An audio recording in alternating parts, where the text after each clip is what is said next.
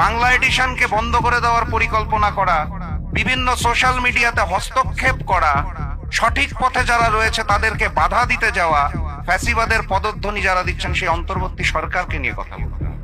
যে ইসলামপন্থীরা একত্রিত হয়ে রাষ্ট্রকে জঙ্গি বানাচ্ছে, অতএব দেশটাকে শেখ হাসিনা না থাকলে নতুন জালিমদের হাতে তুলে দাও, দেশটাকে জঙ্গি হিসেবে পরিচয় করিয়ে দাও, তখন এই ধরনের নাটক সাজানো।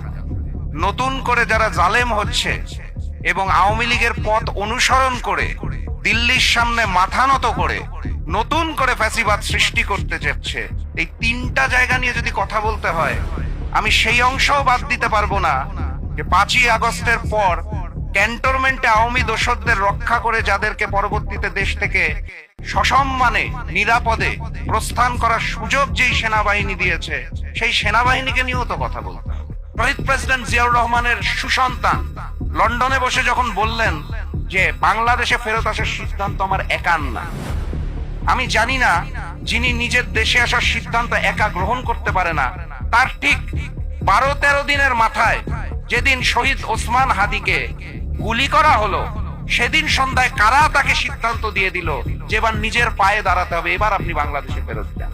যে তারা কারা যারা তারেক রহমানের সিদ্ধান্ত গ্রহণ করে? কেন আনন্দবাজার পত্রিকার মধ্যে হেডলাইন করা হয় যে খালেদা পুত্র সম্বল নাকি এই মুহূর্তে হিন্দুস্তান? সেটা নিয়ে কেন বিএনপি এখনো কোনো আনুষ্ঠানিক বিবৃতি দিচ্ছে না? কোথায় কোন নতুন চুক্তি করে তারেক রহমান দেশে আসছেন? কোন জঙ্গিবাদকে নতুন করে প্রচার প্রচারণার মাধ্যমে আগামী নির্বাচনকে বিতর্কিত করার চেষ্টা করা হচ্ছে? এই উত্তরগুলা জনগণের জানার অধিকার আছে। নতুন করে যারা জালেম হচ্ছে এবং আওয়ামী লীগের পথ অনুসরণ করে দিল্লির সামনে মাথা নত করে নতুন করে ফ্যাসিবাদ সৃষ্টি করতে যাচ্ছে, সেই নতুন জালেমদেরকে নিয়ে বলতে হবে। তারপরে যদি সুযোগ পাই তাহলে বলতে হবে বাংলা এডিশনকে বন্ধ করে দেওয়ার পরিকল্পনা করা, বিভিন্ন সোশ্যাল মিডিয়াতে হস্তক্ষেপ করা, সঠিক পথে যারা রয়েছে তাদেরকে বাধা দিতে যাওয়া, ফ্যাসিবাদের পদধ্বনি যারা দিচ্ছেন সেই অন্তর্বর্তী সরকারকে নিয়ে কথা বলতে হবে। এই তিনটা জায়গা নিয়ে যদি কথা বলতে হয়, আমি সেই অংশও বাদ দিতে পারবো না যে 5ই আগস্টের পর ক্যান্টনমেন্টে আওয়ামী দোসরদের রক্ষা করে যাদেরকে পরবর্তীতে দেশ থেকে সসম্মানে নিরাপদে প্রস্থান করার সুযোগ যেই সেনাবাহিনী দিয়েছে, সেই সেনাবাহিনীকে নিয়েও তো কথা বলবো। এত কথা বলার সুযোগ তো আমি বোধহয় পাবো না। এই কারণে আমি খুব সংক্ষেপে 4টা জায়গার নাম আপনাদের সামনে উল্লেখ করে দিলাম। এখন আপনাদের এগুলো নিয়ে গভীরভাবে ভাবতে হবে কেন হঠাৎ করে 90% মুসলমানের দেশে মৌলবাদ শব্দটাকে আবার নতুন করে নিয়ে আসা হলো বিএনপির তরফ থেকে। আপনাদের নতুন করে চিন্তা করতে হবে, বিশ্লেষণ করতে হবে কেন দক্ষিণপন্থীদের উত্থানের কথা আবার নতুন করে নিয়ে আসা হলো, যেখানে দেশনেত্রী বেগম খালেদা জিয়া এই মৌলবাদকে সমর্থন করতেন।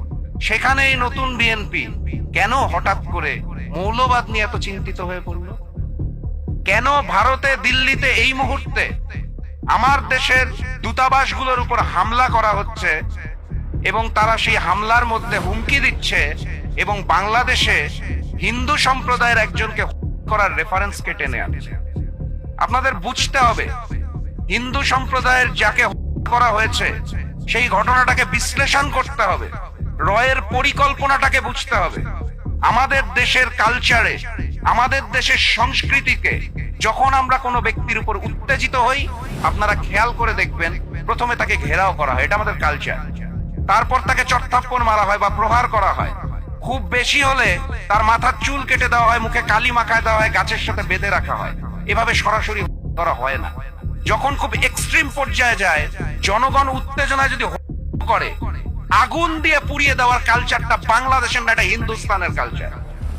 হিন্দুস্তান যখন পরিকল্পনা করে যে একটা দেশকে, একটা রাষ্ট্রকে নতুন করে জঙ্গি তকমা দিতে হবে, নতুন করে রাষ্ট্রটাকে জঙ্গির জুজুবুরির ভয় দেখাতে হবে, বহির্বিশ্বের সামনে আবার তুলে ধরতে হবে যে ইসলামপন্থীরা একত্রিত হয়ে রাষ্ট্রকে জঙ্গি বানাচ্ছে, অতএব দেশটাকে শেখ হাসিনা না থাকলে নতুন জালিমদের হাতে তুলে দাও, দেশটাকে জঙ্গি হিসাবে পরিচয় করিয়ে দাও, তখন এই ধরনের নাটক সাজানো। সেই নাটকগুলো মন্থস্থ করা হচ্ছে, সেই নাটকগুলোর ফাঁদে আমাদেরকে ফেলার চেষ্টা করা হচ্ছে। আমি জানি না, আমার কথা শুনলে অনেকেই রাগ করে। শহীদ প্রেসিডেন্ট জিয়াউর রহমানের সুসন্তান লন্ডনে বসে যখন বললেন যে বাংলাদেশে ফেরত আসার সিদ্ধান্ত আমার একার না। আমি জানি না যিনি নিজের দেশে আসার সিদ্ধান্ত একা গ্রহণ করতে পারে না, তার ঠিক 12-13 দিনের মাথায় যেদিন শহীদ ওসমান হাদিকে গুলি করা হলো, সেদিন সন্ধ্যায় কারা তাকে সিদ্ধান্ত দিয়ে দিল যে এবার নিজের পায়ে দাঁড়াতে হবে, এবার আপনি বাংলাদেশে ফেরত যান। আমি শহীদ প্রেসিডেন্ট জিয়াউর রহমানের সন্তান আগামীকাল দেশে আসবে, তাকে স্বাগত জানাই। বাংলাদেশের রাজনীতিতে নতুন করে তাকে সুস্বাগত জানাই। কিন্তু আমি আসলে জানতে চাই যে তারা কারা যারা তারেক রহমানের সিদ্ধান্ত গ্রহণ করে। কেন আনন্দবাজার পত্রিকার মধ্যে হেডলাইন করা হয় যে খালেদা পুত্র সম্বল নাকি এই মুহূর্তে হিন্দুস্তান? সেটা নিয়ে কেন বিএনপি এখনো কোনো আনুষ্ঠানিক বিবৃতি দিচ্ছে না? কোথায় কোন নতুন চুক্তি করে তারেক রহমান দেশে আসছেন? কোন জঙ্গিবাদকে নতুন করে প্রচারণার মাধ্যমে আগামী নির্বাচনকে বিতর্কিত করার চেষ্টা করা হচ্ছে? এই উত্তরগুলা জনগণের জানার অধিকার আছে। আমি বক্তব্য দীর্ঘায়িত করব না। আমি কিছু প্রশ্ন আপনাদের সামনে রেখে গিয়েছি, কিছু নাম আপনাদের বলে গিয়েছি। আমি শুধু আপনাদেরকে এটাই বলতে চাই, শরীফ ওসমান হাদি আমার ভাই, যে রক্ত দিয়ে শহীদ হয়ে চলে গেছেন। তার আগে আবরার ফাহাদ শহীদ হয়ে চলে গেছেন। যুগে যুগে সময়ে সময়ে এই বাংলাদেশ, স্বাধীন বাংলাদেশ, এই বাংলাদেশের সার্বভৌমত্ব নিয়ে যারা খেলাধুলা করেছে, সেই হিন্দুস্তান নতুন করে আবারও খেলতে চাইছে। এটাই সঠিক সময়।